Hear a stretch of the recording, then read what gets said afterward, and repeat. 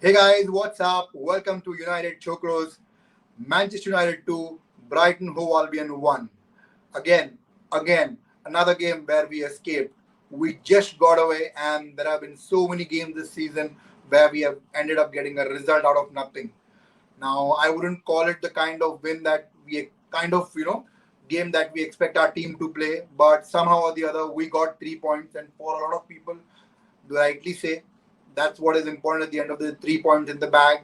We stay second in the league, and top four is almost secured. We are 11 points ahead of Liverpool and Spurs, who are fifth and sixth respectively. We are 9 points ahead of Chelsea and quite a few points ahead of Leicester as well. So top four secured. Now, before I get into today's topics, I'm not at all in a good mood because of things that I've read from Manchester Evening News about David Dare. We are going to talk about that towards the end of the video. But most importantly, I want to talk about Greenwood, the star of the match. He scored the match winner, was a live wire in the entire game. Game by game, he keeps on improving. We all knew how good he was with the ball, dribbling, running, had pace, took really good shots from both left and right foot. The aspect of the game that is improved is getting behind the defenders, getting into the dangerous position. The arrival of Edinson Cavani has helped him. Basically, Edinson Cavani has taken him into his wings and grown him helped him grow as a striker. This new role Greenwood is fulfilling as a number 9 will really help us next season. So, AB, what are your thoughts about last night's man of the match, Mason Greenwood? And according to you, was he the man of the match? Yes, he's a very well deserved man of the match, DV, and the way he's performing nowadays. The best thing what I like about Greenwood that he was ready when Martial was put down because he could very clearly see that he had an opportunity to come back in the team and he has grabbed that with both the hands. So I'm really Correct. happy looking at his performance. The very good thing about Greenwood is this is what we actually wanted from Martial. Come from the flanks and get inside the box, take shot at the goal. Being so young, that he has that adrenaline very high that he wants to go for the goal, take a shot at the goal, and that is something which we wanted to see from Martial. So Correct. Right. I'm Right. in a way happy that what Martial could not do, Greenwood is doing. And the best part about it is he's just 19 years old. So Yes. very young. There's Lot of many. time left. Yeah, he has a lot of time to go. He has a lot of time to get that experience, and I think so he'll get better with time. So I think so. Soldier should back him right now and give him more of a match time. And if you see that, I don't want to just exaggerate by saying, but he could be another Robin Van Persie. I do see Yeah, that glimpse. absolutely. I Lot do of see that similarity. glimpse in him. So I was very happy, and 100% he should be the man of the match. What do you feel, Devi? Absolutely. The way I in the first half itself, none of our players were looking good. Fernandez was not looking sharp. Pogba was not looking sharp, but Greenwood was the most, effective player on that pitch. The shot he took, that almost hit the side post. It almost went for goal. From the position he took, he was very smart to take that shot, and the entire half he was like a live wire, cutting and putting those crosses. That's another aspect of the game is improved because he used to cut in and take shots. Not only does he does that, but he puts the ball in the box as well into dangerous positions. If you see the entire game, Cavani was very quiet because most of our teammates, most of our players were not moving the ball quickly, and that's what brings me to my next point: the coaching and the style of play. We have spoken about this the entire season. We need to move the ball much better, much more quickly. The transition from defense to midfield is not all that quick. Now, if you look at Brighton, they we started the game really well. For the first 10-15 minutes, we were really good. After that, Brighton slowly got into the game. And you see that game, the defenders were actually progressing forward. And they had no issues while tracking back as well. They were equally good going back. So Graham Potter had actually had a plan and it really worked. We didn't do well in the second half, in the first half. Second half, slowly and steadily, Pogba got into the game, and then Fernand, we pressed really well, and then again, they ended up making a couple of mistakes. We ended up scoring those goals. So, AB, what do you think? How long can we have these games wherein we end up winning by a goals margin? Somehow we grind the result. What I think is this may not last after this season. Solskjaer will be found out, and if it doesn't improve, what he'll meet the same destiny as Jose Mourinho. Do you agree with me, or do you think that he will figure something out? I feel very difficult that he'll find out something because it's almost 2 seasons now that he's been our coach, and more or less the game style remains the same. Mhm. The thing that we lack right now is, I think, is counter attack because we are good at. I mean, we are pretty okay at attack, I would say, but counter attack is one, such weapon which you can use and easily score goal. We can dominate that because when the opposition is in our half, basically when they are inside our penalty box, maybe they are having a corner or something. The next minute when we have a ball, we only try to go till their half line, but the very next minute we are right back at defense. The ball is being passed back. It's either Yeah, come back to Fred or it's come back to Maguire, and it's again gone back to our goalkeeper, and again then correct. we start from scratch. But had that ball been given to our attacking midfielder, or maybe like on a winger like Greenwood, or maybe to a Rashford, the chances are more of scoring. But Correct. somehow I don't feel this team wants to score goals. They are rather, okay to score a single goal and then keep on defending the rest of the match. And Mhm. this is not going to happen. These tactics are not going to help. And just, Correct. even by a fluke, maybe by a deflection, or maybe the opposition gets a penalty, we are down to 1-all. And if we are really at a very bad luck, we are down 2-1. And then it's no time for us to then get back into the game, ultimately be happy with the 1 point, or, then just at the press conference, Solskjaer would say it was a last minute goal that we considered, not good, not bad.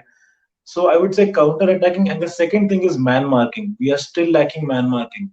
When it Yeah, comes to our defense, we may be especially having three or corners, four. free kicks and corners. Especially, exactly. And if you see even the real Leipzig game, we lacked man marking, and that is why we considered a goal. We had four defenders, and they had a single striker that time.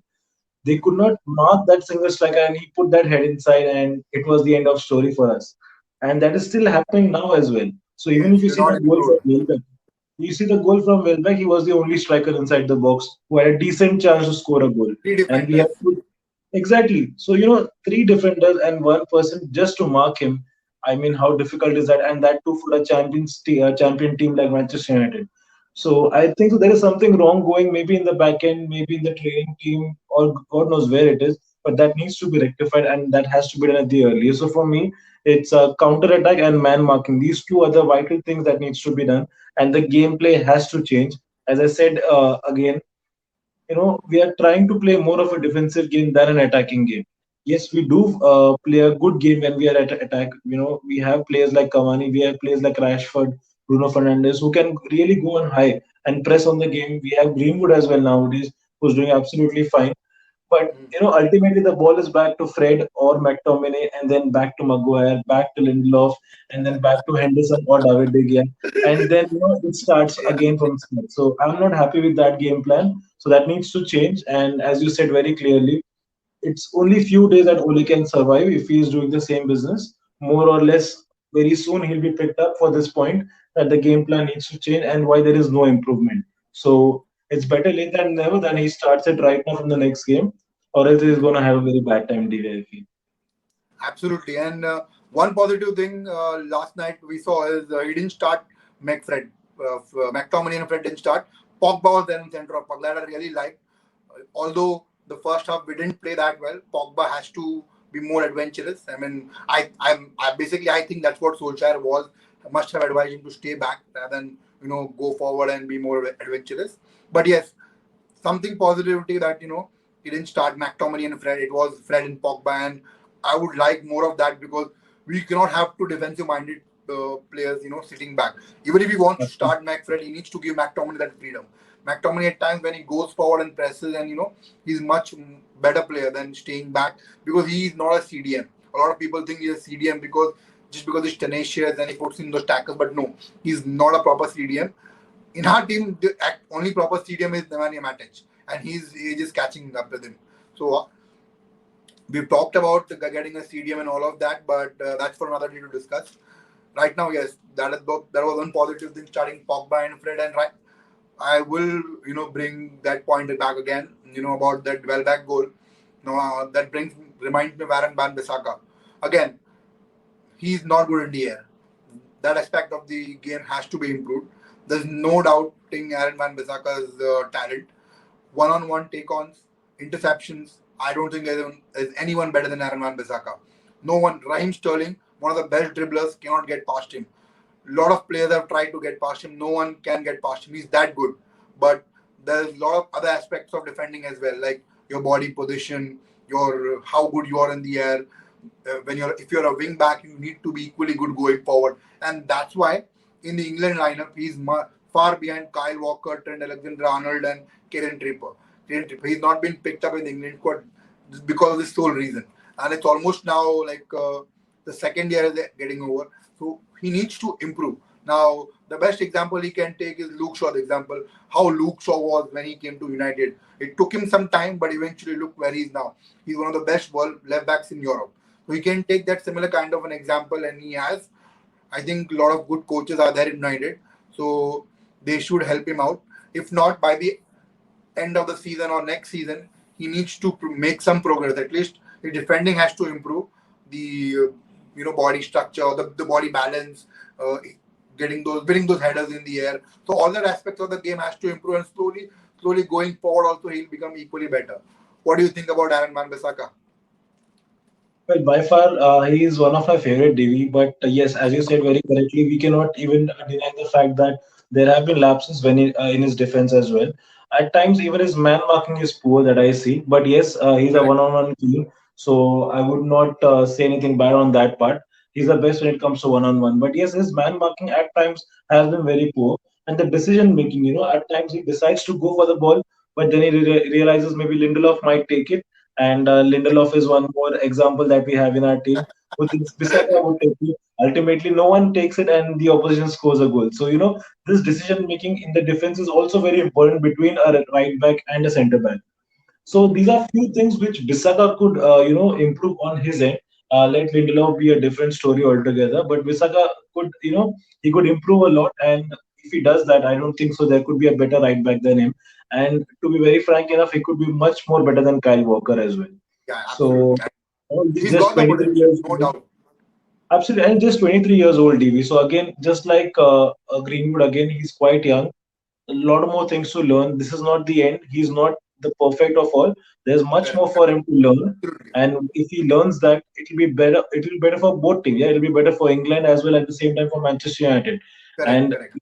that boost for him, getting selected ahead of Kyle Walker, player like Kyle Walker, getting selected, in place of him, it'll be a big boost for him, which will ultimately impact when he plays for United as well. So there are certain things that he needs to improve. But yes, for me, he's again one of my favorites. So I won't say much about him. I Yeah. really like him as a player. He's quite young again. So a big prospect for United if he keeps playing like this in the future as well.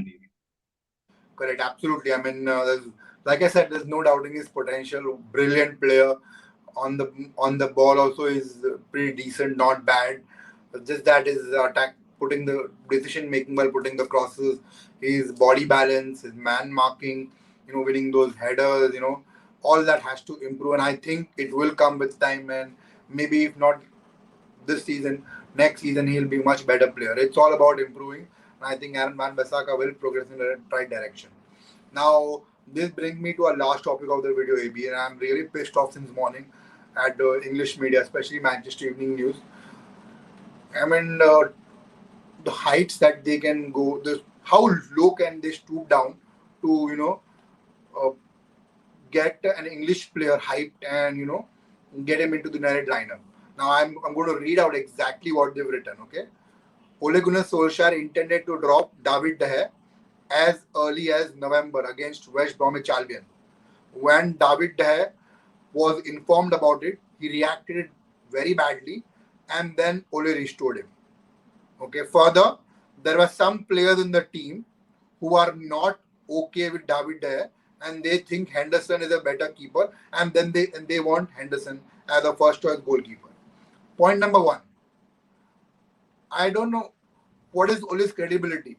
If if he decides to drop David De Gea, just because David De Gea is getting angry, he puts him back in the squad. I don't know what kind of man management is that. You are a coach. You are the boss. Your decision is the final. Just because someone gets upset doesn't mean that you are not going to drop him. So I think this is a load of crap what Manchester United Greens are written. Now, this is what is I spoke about assumption. I'm going to give you some wonderful facts, okay? And these facts are going to shut Manchester Evening News. What they said is during the West Bromwich Albion game. Before West Bromwich Albion, we played Everton. We won 3-1. Okay, the one goal we considered was Van Bissaka's fault. Bernard, I just studied today in the afternoon all the matches I went through before that West Bromwich Albion game. It was Van Bissaka's fault, not David Deya's fault. Game before that against Arsenal, we lost at home 1-0. Pogba gave us a penalty. Again, not David Deya's fault. Game before that, Chelsea 0-0. Not David had nothing to do with that. Game before that, 6-1 to Tottenham. We all know who was at fault. Harry Maguire defending his own player, Eric Bailly committing stupid mistakes, Martial getting sent off. So nothing was David Deya's fault. So if nothing was David Deya's fault, why would Ole Gunnar Solskjaer want to drop him? This is just a agenda that English media have against David De Gea. They want to push Henderson because he's a British player. And this is not it. Few weeks ago, the same MEN, Manchester Evening News, put on the media that Harry Maguire has requested Manchester United board to get an English centre back, an English-speaking centre back, so that they can have good coordination. So is this what, on this basis, you're going to sign players?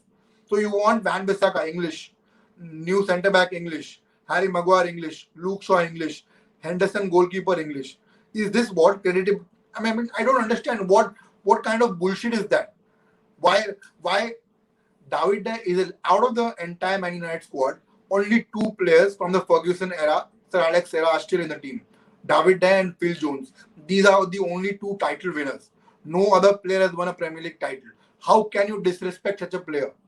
Shambolic, absolutely shambolic. And before I hand over to you, last point. The last game David De Gea played was against Chelsea, a 0-0 draw at home. I'm sorry, at Stamford Bridge. David De Gea was man of the match in that game. So, see, I like Henderson. It's not that I don't like Henderson. And at the end of the season, whoever goalkeeper Man United decides to sell, I'm absolutely fine with it. They sell De Gea, I'm fine with it. They sell Henderson, I'm fine with it. But the way you're respecting a legend who's literally saved our asses in the past, you cannot just do that just because you want to, promote a English player. I'm done talking. Over to you, AB. Divi, I would not like to say much about it, but the last point which you said is absolutely correct. They have no right to disrespect a player like David De Gea. After the moment Van der Sar left, after that, the only goalkeeper whom I could believe who could save our team was David De Gea. Yes, he was criticized a lot when he came to the club. He made a lot of mistakes, but there was the biggest transition that I saw in a player was David De Gea.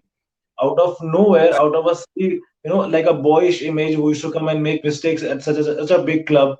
The only person who had confidence or had the trust in him was Sir Alex Ferguson. He said, "It's fine. He's a young chap. Give him some more time. He'll be the best in the world," and he proved it.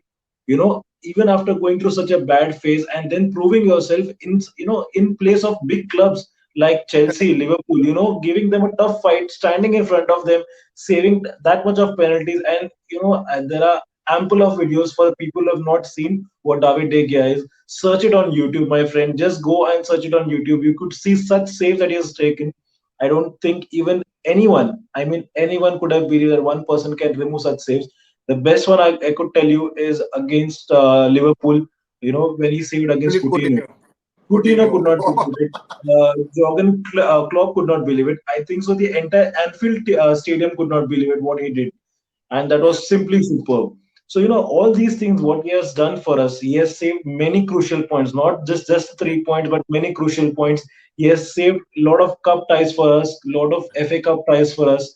And just because you got a good keeper right now who could be a future prospect, you just cannot disrespect what David De Gea has done for this club. And as you very clearly said, yes, he is a champion keeper. He has won the Premier League as well with this club. And the rest of the people, I think so. Maguire should be a politician rather than being a player. He's good at that point, Davy. Apart from that, I still, this is what I said maybe at the start of the season. I'm telling you right now as well that captain's armband, it does not suit him. There are many deserving players in the team. I think so. It is high time right now. Also, it can go to Bruno Fernandes because he's done what it needs. He has proved what it needs to for a captain to be done. Whenever we are down, we are conceded a goal. He's the only one who will boost up the morale of the players. We can go strong. Let's try. We can score.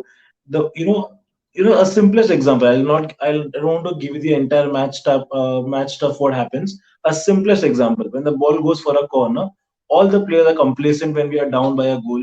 They'll go slowly towards the corner post, go to take a goal. But whenever it's Bruno Fernandes, he's the only person who runs till the corner post, takes the ball just to save out time and just to boost up the players. Come on, we can do it, and we actually score. 90% of the times when I've seen Bruno pump up the players, we have scored, and that is something which is lacking from a captain from Harry Maguire. And his headers, his volleys, whatever he tries, I just find him very funny. I don't find They him go a everywhere captain material. except inside the goal. They go Yeah, everywhere except they didn't hit the exactly. target, but they go everywhere else. The simplest of all goals, he just had to tap it in and just hit the post, and the ball came out, Yeah, and I the full remember pace that game. disappeared.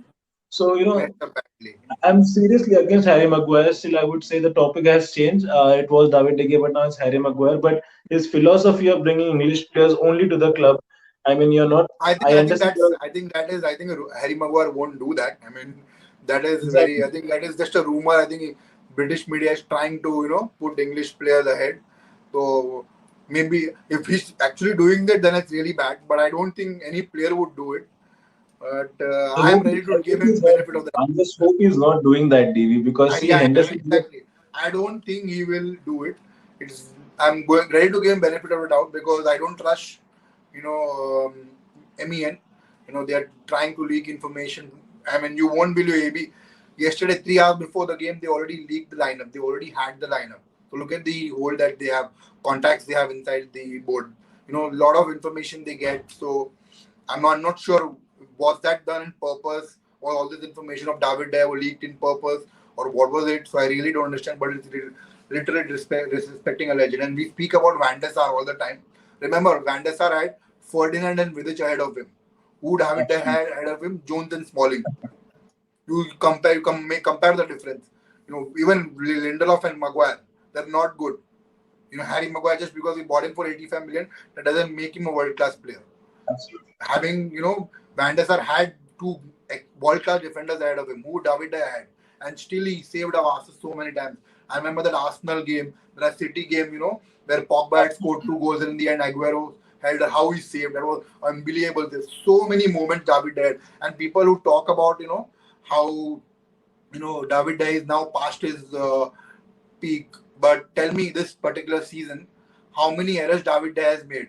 He just made one error. How many errors Victor Lindelof, Harry Maguire, McTominay, Fred, Van Bissaka, Luke Shaw have made? Because of their errors, how many goals have they conceded? Look at the difference. Who should be dropped? David De or those two idiotic centre backs who are poor, who are so slow, they can't win the ball in the air. Lindelof, I understand, is not strong and tall, but Harry Maguire such a good height. He's physically so strong. Still, a lot of people get better of him.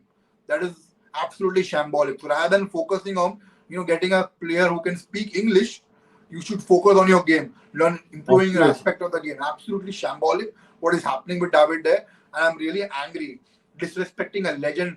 I don't mind, you selling him off, you telling the youths, politely telling you can find a different club, but this is not the way. This is disrespecting a legend.